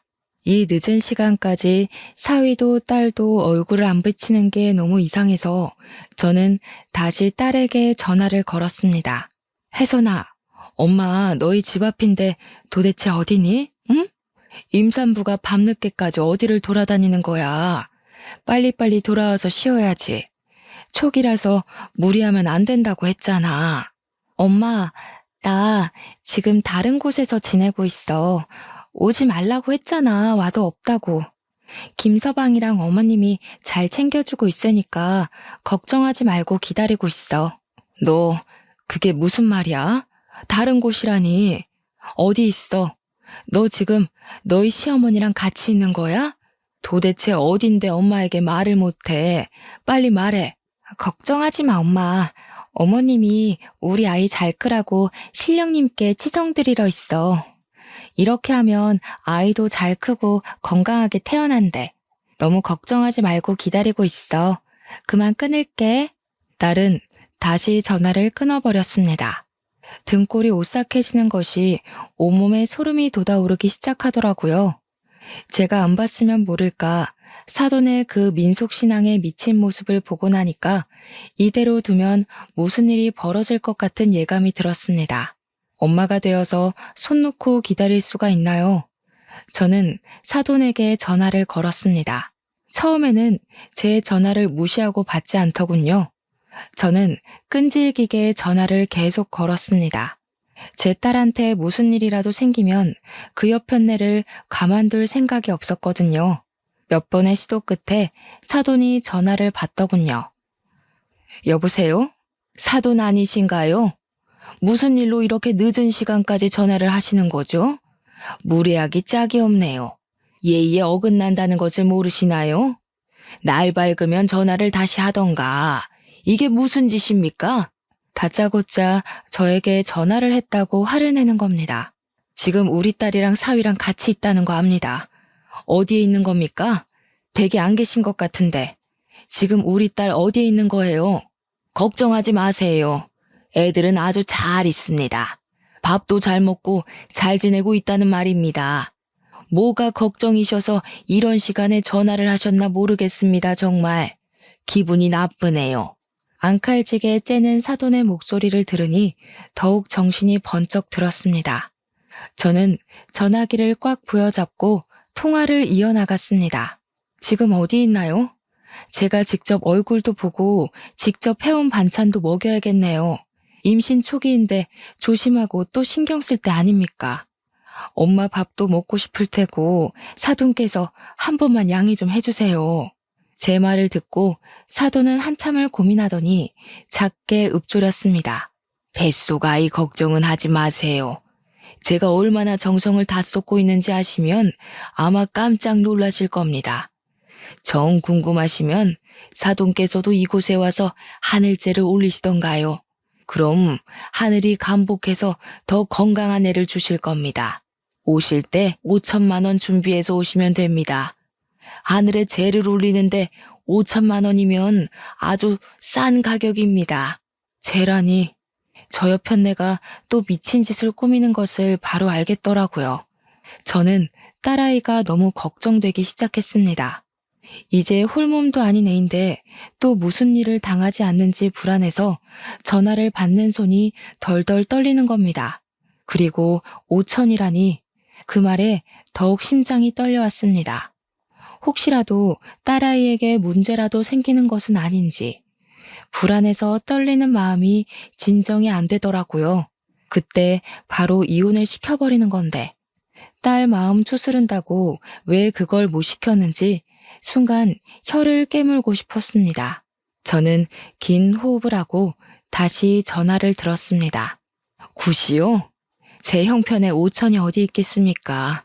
이 나이에 돈을 제대로 벌기를 하나, 그렇다고 재산이 있기를 하나. 딱 1,000만 원 있네요. 그걸로는 안 될까요? 우리 혜선이 얼굴 한 번만 보게 해주십시오, 사돈. 아유, 사돈. 5천이 있어야 하늘에 재라도 올리고 하늘에 얼굴 한번 들어보죠. 5천이나 드는 하늘 제사에 반도 안 되는 돈을 올리면 그게 지성이 됩니까? 정성이 부족하잖아요. 1,000만 원이면 4천만 원어치나 정성이 부족한데 신령님이 노하지 않겠어요? 그 돈 없으면 며느리 얼굴 볼 생각하지도 마세요. 정말 그 말을 듣는데 눈이 뒤집힐 것 같더라고요. 살다 4천만 원 정성이 부족하다는 그런 개소리를 들을 줄은 생각도 못했으니까요. 하지만 돈이 중요합니까? 내 딸이 어디 있는지 또 무슨 일을 당할지 모르는 판국에 저는 핸드폰을 들고 앞에도 없는 사돈을 향해 허리를 연신 굽혔습니다.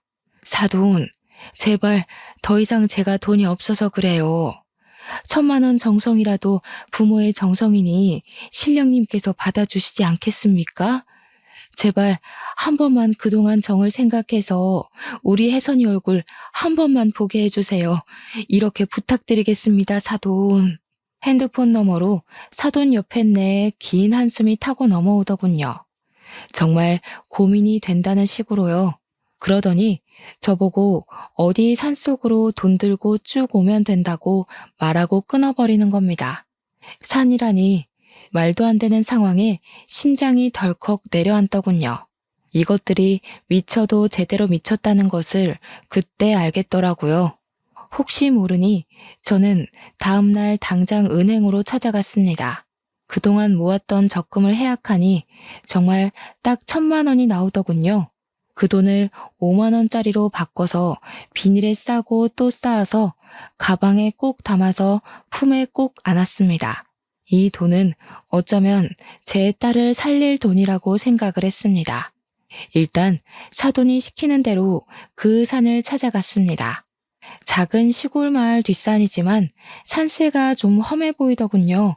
이름 없는 산에 꽤 깊은 골짜기가 있는 겁니다. 산을 오르다가 저는 이대로 돈을 들고 가면 안 된다는 생각 번쩍 들었습니다. 돈만 빼앗기고 딸을 안 보여주면 큰일 나니까요.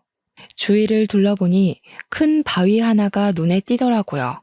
저는 풀숲을 헤치고 그 바위 밑으로 가서 주위에 나뭇가지와 넓적한 돌을 들고 땅을 팠습니다. 깊숙하게 판 땅 속에 돈이 든 가방을 넣고 흙을 덮었습니다. 그 위에 돌을 올려서 나중에 찾기 쉽게 표시도 해두었어요. 손에는 이미 시커멓게 흙투성이 되어 있더라고요. 그걸 묻으면서도 어찌나 손발이 덜덜 떨리던지 목구멍이 바싹 말라갔습니다. 혹시라도 올라가서 딸을 그 돈과 미끼로 맞바꿀 생각이었습니다. 딸을 무사히 데리고 산 아래까지 데려오려면 저에게도 무기 하나쯤은 들고 있어야겠다는 생각이 들었거든요. 그렇게 빈손으로 저는 산길을 타고 올라갔습니다. 좁은 산길을 쭉 올라가니 큰 돌탑이 몇 개나 나왔습니다. 산속 돌탑에 금줄이 돌돌 말려있는 게 참 스산하게 느껴졌습니다. 돌탑을 빙 둘러가니 작은 암자가 나오더군요. 암자 옆에서 큰 돌탑이 있었는데 그 앞에서 한 10명 정도 안 되는 사람들이 탑 앞에서 무릎을 꿇고 빌고 있더라고요. 그 모습이 얼마나 기이해 보이던지 그 사람들 속에 제 사위와 사돈도 섞여 있었습니다. 저는 한참을 그 모습을 지켜보다가 그곳으로 다가갔습니다. 제가 작게 김서방 하니 사위와 사돈이 고개를 돌려보더라고요. 그러더니 다시 모른 척 고개를 돌리고 절을 하더군요. 저는 할 수 없이 다시 기다려야 했습니다. 한참을 다시 기다린 끝에 사돈과 그 옆에 있던 한복을 차려입은 여인이 저에게 다가오더군요. 딱 봐도 이 사람 보통 사람이 아니다라는 게 얼굴에서 느껴지더라고요. 아직 50대 안팎의 사람인데도 풍겨져 오는 기운이 남달랐거든요. 옆으로 찢어진 눈으로 저를 위아래로 훑어보더라고요. 옆에 서 있는 사돈이 그 여자에게 저를 소개해 주었습니다. 선녀님, 이분은 저희 며느라기 친정엄마 되시는 분이십니다. 신령님께 치성을 드리러 온다고 해서 제가 오라고 했습니다. 사돈어른 치성비는 준비해서 오신 거죠? 이리 주세요. 저는 손을 뒤로 꼼지락거리며 사돈과 그 여자를 번갈아 쳐다보았습니다. 일단 우리 혜선이 얼굴 보면 드릴게요. 우리 애 어디 있나요? 아까 김서방이랑도 같이 없는 것 같던데. 우리 딸 어디 있는 거예요? 얼굴부터 보여주세요. 일단 지성비부터 주시면 보여드릴게요. 이리 주세요. 며느리는 아주 잘 지내고 있으니까 돈부터 주세요. 그래야 딸아이 얼굴을 보여드릴 수 있어요. 돈부터 달라는 말에 심장이 덜컥거렸습니다. 안 주면 안 보여주는 거 아니야? 설마 나를 이대로 내쫓는 거 아니야? 하는 생각이 번쩍 들었습니다. 하지만 어미가 돼서 그곳까지 가서 어떻게 딸 자식 얼굴도 안 보고 오겠습니까? 처음부터 안 가면 안 갔지 그럴 수야 없었죠. 저기 산 밑에 두고 왔어요. 일단 애 얼굴부터 보여주시면 제가 가서 들고 올게요. 얼굴부터 보여주세요. 우리 혜선이 어디 있습니까? 제 말에 사돈의 얼굴이 시뻘겋게 달아오르더라고요. 그게 말이나 되는 소리입니까? 지성비를 두고 오다뇨. 거짓말 치는 거 다 알아요. 돌아가세요. 아무리 딸 얼굴 보고 싶어도 그렇지. 이곳이 어떤 곳인지 알고 그런 거짓말을 짓거리는 겁니까? 그동안 저희가 얼마나 정성을 들였는데 부정이라도 타면 어쩌려고요? 저는 땅을 파서 시커멓게 된 손을 내밀었습니다. 자, 보세요. 제 손 보고 그런 말 하세요. 제 딸 어디 있어요? 정말로 저 산 밑에 숨겨두고 왔다니까요. 1,000만 원이라도 받고 싶으면 내 딸 얼굴 보여달라고. 저는 그렇게 외치며 화가 나서 암자 안으로 뛰어들었습니다. 더 이상의 말싸움은 무의미해 보였습니다. 문을 벌컥 열고 들어간 암자 안은 사방에 오방색 천으로 둘러져 있었습니다. 살면서 이렇게 기괴한 곳은 처음이었어요. 예전에 텔레비전으로 본 전설의 고향이 머릿속에 떠오르더라고요. 온몸이 소름이 돋아오르는데 한쪽에서 딸이 저를 보고 엄마 하고 부르더라고요. 저는 그곳으로 달려갔습니다. 딸은 머리만 빼고 온몸이 붉은 천으로 똘똘 감겨 있는 게 아니겠어요? 저는 너무 놀라서 달려가서 딸의 묶인 몸을 풀었습니다. 지금 뭐 하는 짓이에요? 그러다가 애 떨어지면 사돈이 책임질 겁니까? 지금 애 떨어지지 말라고 저희가 치성제사를 드리는 중인 게 안 보이세요? 그렇게 신생아처럼 묻고 안정을 시켜야 뱃속의 아이도 제자리를 찾아가는 겁니다. 저는 할 말을 잃어버리고 딸의 몸에 감긴 천을 풀고 일으켜 세웠습니다. 일단 이 정신 나간 곳에서 나가는 게 먼저였으니까요. 딸은 엉엉 울고 딸의 바지에는 핏자국까지 살짝 비쳤습니다. 순간 정신이 아득해지더군요. 지금 이게 정상적인 걸로 보이세요? 아니 무슨 치성을 들이면 애를 이 지경으로 만드는 겁니까? 애 밑에 핏자국 안 보이세요? 어떻게 하면 애를 이렇게 꽁꽁 묶어놔요? 들어선 애도 잘못되겠네. 저는 사돈의 얼굴에 삿대질을 하자 사위가 저에게 다가와 제발 그러지 말라고 말리더라고요. 장모님, 제발 진정하시고 저희 이야기 좀 들어주세요. 아이를 위해서 한 일이에요. 얼마나 귀하게 얻었는지 장모님도 잘 아시잖아요. 사실 저희가 임신된 것도 저기 선녀님이 신령님께 치성을 드려서 된 거예요.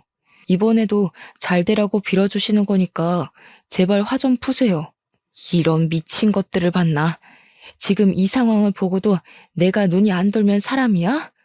자네, 이제 다시는 내 딸 볼 생각하지 말게. 데려갈 때 다시는 이런 짓 안 한다고 해놓고서 지금 이게 무슨 짓인가? 이리 나오게. 저는 앞에 있는 사위를 밀치고 딸의 손을 꽉 잡았습니다. 그러자 사위가 저에게 달려드는 게 아니겠어요? 저는 바로 앞에 보이는 불이 붙은 촛대를 사위에게 던져버렸습니다. 불이 붙은 촛대는 사위를 정확히 맞고 떨어졌는데 얇은 한복을 입은 사위의 몸에 불이 순식간에 붙기 시작하더군요. 얼마나 싸구려 천을 썼으면 그렇게 쉽게 붙는 건지. 사위가 대굴대굴 구르고 난리가 나니까 사돈이 아들을 눕혀놓고 불붙은 곳을 발로 밟는 게 아니겠어요? 선녀라는 여자는 떠다 놓은 정화수를 사위에게 끼얹고 난리가 났습니다. 저는 그 난리를 틈타서 딸의 손을 꽉 잡고 그곳을 빠져나왔습니다. 밖에 있는 사람들도 불이 나자 허둥지둥 물을 뿌리기에 급급했습니다. 한참을 정신없이 그곳을 뛰어내려오는데 딸이 배를 움켜쥐고 주저앉더라고요. 하혈까지 한 상태이니 저도 더 이상 가는 것은 무리다 싶었습니다. 혹시라도 사돈이 쫓아올까 싶어서 옆 수풀 속으로 숨어들었습니다. 심장은 벌렁거리고 입은 바싹 타오는 게 딱 죽겠더라고요. 이대로는 안 되겠다 싶어서 주머니에서 전화기를 꺼내들었습니다. 경찰에 전화해서 자초지종을 말하니 알겠다고 하더군요. 잠시 후 산길에 경찰차가 도착하자 제가 손을 흔들었습니다. 경찰 2분이서 오셨더라고요. 딸이 아프다고 하니 일단 암자가 아니라 병원부터 가자고 하시더군요. 가는 내내 그곳에서 벌어진 일, 그리고 현재 상황을 경찰분들께 설명을 드렸습니다. 이야기를 들어보던 경찰분들의 표정이 미묘하게 바뀌더군요. 최근 지역에서 어느 선녀에게 굿사기를 당한 사람들이 있었는데 아마 그 사람인 것 같다고요. 정확한 거주 지역을 파악 못하고 있었다고 합니다. 저는 경찰분께 자세한 인상착의와 암자로 가는 길을 알려드렸습니다. 병원으로 가서 또 얼마나 울었는지 모릅니다. 딸이 화장실 갈 때 빼고는 그 줄에 묶여 있었다고 합니다. 일주일씩이나요. 뱃속의 아이는 이미 유산한 지 2, 3일 정도 되어 보인다고 하더군요. 너무 오랫동안 그 자세로 묶여 있었고 또 피가 돌아야 하는데 꽉 묶여 있는 통에 더 이상 착상을 유지하기 힘들었을 거라더군요. 얼마나 속이 상하던지 오열하는 딸을 보고 같이 한참을 울어야 했습니다. 그리고 다음날 경찰분이 전화가 왔습니다. 잠깐 서로 와달라고 하더군요. 가서 보니 선녀 사돈이 경찰에 잡혀왔습니다. 이미 굿사기로 선녀는 전과 5범이고 사돈 또한 사기로 전과 3범이라는 사실을 알게 되었어요. 둘이 함께 다니면서 사기를 쳤더군요. 사위는 어디 있냐고 물으니 병원에 있다는 겁니다. 사돈이 발로 낭심을 밟아대는 바람에 제거 수술을 하러 갔다고 합니다. 참 그렇게 아이를 원했으면서도 자기 아들의 대를 자기 손으로 끊어놓다니 참으로 사람 일 알다가 모르겠더군요. 전 이혼 서류를 들고 사위를 찾아갔습니다. 도저히 이대로 지켜볼 수 없으니까요. 당장이라도 이혼을 시켜야 한다고 판단했습니다. 이제는 그 집안이랑 정말 갈라서야 할 때니까요. 사위는 병원 침대에 누워있더군요. 쫙 다리를 벌리고 있는데 그렇게 사람이 못나 보일 수가 없었습니다. 병원에서 들은 이야기로는 밟힌 날 바로 병원으로 내원했다면 바로 보건 수술을 할 수 있었는데 이 미친 사람들이 아들을 눕히고 다시 치성 기도를 올렸다는 겁니다. 그것 때문에 골든타임을 놓치고 결국은 제거를 했다고 합니다. 정말 그 말을 듣는데 기가 막혀서 말이 안 나오는 겁니다. 사람들이 어쩌면 저렇게까지 미칠 수가 있는 것인지 저는 사위에게 이혼 서류를 내밀며 말했습니다. 김서방, 두말하지 말고 바로 내 딸이랑 이혼하게. 내가 그 꼴을 보고도 자네랑 우리 딸이랑 살게 두면 부모가 아닌 걸세. 당장 여기에 지장 찍어. 안 됩니다, 어머니. 이제 저는 다시는 아이를 가질 수 없는 몸이 되었어요. 혜선이 뱃속에 아이밖에 제 자식은 없습니다. 제발 이혼하라는 말 하지 말아주세요. 이제 정말 안 하겠습니다. 혜선이가 싫다면 다시는 절대 그런 일 안 할 겁니다. 이미 딸아이의 뱃속의 아이는 사라졌는데 뱃속 아이 타령을 하니 속이 뒤집어졌습니다. 사위를 향해 따귀를 날렸습니다. 사위는 저를 보며 붉게 달아오른 뺨을 손으로 짚더라고요. 혜선이 유산했어. 다 자네와 자네 어머니 때문에 유산한 지 2, 3일이나 됐다네. 애를 그렇게 묶어두니 유산이 안 되고 배겨? 자식 잡아먹은 아비가 자식 걱정이라니. 앞으로 자네는 이제 평생 자식이 없네. 다신 그런 소리는 하지 말게. 당장 우리 딸이랑 이혼하게. 아니면 내가 자네도 고소할 걸세. 당장 여기에 지장 찍으란 말이야. 그래도 그동안 정이 있어서 이혼으로 봐주는 줄 알게. 사위는 꺼이꺼이 소리를 내면서 울더니 이혼 서류에 지장을 찍어주었습니다. 저는 한 대 뺨을 내리치려고 손을 들었다가 울고불고 난리를 치는 사위를 두고 그냥 밖으로 나왔습니다. 경찰분들이 저의 1,000만 원도 찾아다가 돌려주셨네요. 어찌나 감사하던지 손을 잡고 한참을 감사하다고 인사를 드렸습니다. 딸에게 왜 그때 집에서 사위에게 돌아갔냐고 하니 사위와 사돈 그리고 그 선녀가 와서 귀신을 씌운다고 협박을 하더랍니다. 엄마에게도 귀신을 씌울 거니까 곱게 따라가자고 했다네요. 그동안 악몽을 꿨던 탓에 안 따라갈 수가 없었답니다. 저는 딸의 손을 꽉 잡고 그 사람들에게는 그런 실력이 없는 사기꾼이라고 말해주니 저를 끌어안고 엉엉 울더군요. 얼마나 무섭고 힘들었을지 억장이 무너져 내렸습니다. 딸은 그 뒤 한동안 트라우마로 치료를 받아야 했습니다. 자식 잃어버린 게, 그것도 그렇게 어이없이 소중한 생명을 잃어버린 게 꼭 자신 잘못이라고 하더군요. 저는 딸에게 몇 번이나 괜찮다 괜찮다 다독이며 안심을 시켰습니다. 저 또한 아이 못 가진다고 타박하는 시댁에서 더 빨리 딸을 데려오지 못한 게 제 딸을 아프게 만든 것은 아닌지 몇 번을 곱씹고 또 곱씹어 속으로 삼키고 인내해야 했습니다. 저 일은 벌써 몇 년 전 일이 되었습니다. 참 인생은 새옹지마라는 말이 있잖아요. 그래도 딸은 잘 이겨내고 지금은 새로운 남자를 만나 아들 하나 딸 하나를 낳고 살고 있습니다. 하지만 제 딸은 과거의 일은 입 밖으로 꺼내는 일이 없습니다. 꼭 기억에서 지워버린 듯 그 몇 년의 시간은 절대 꺼내지 않더군요. 차라리 다행이다 싶으면서도 아직도 아파하는 것을 알기에 억장이 무너집니다. 남의 귀한 자식 피눈물 흘리게 하는 것들은 반드시 자기 눈물에서 피눈물 흘릴 날이 있다고 생각합니다.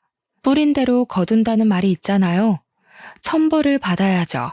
여러분도 딸이 사랑하는 사람 데려오면 그 사람만 보지 말고 집안 어른들도 꼼꼼히 살펴보았으면 좋겠어요. 의심스러운 건 물어보고 확인하고 그래야 한다는 걸 마음 깊이 깨닫고 다시는 저 같은 실수 안 하셨으면 하는 마음에 이렇게 사연을 올립니다. 들어주신 여러분 정말로 감사합니다.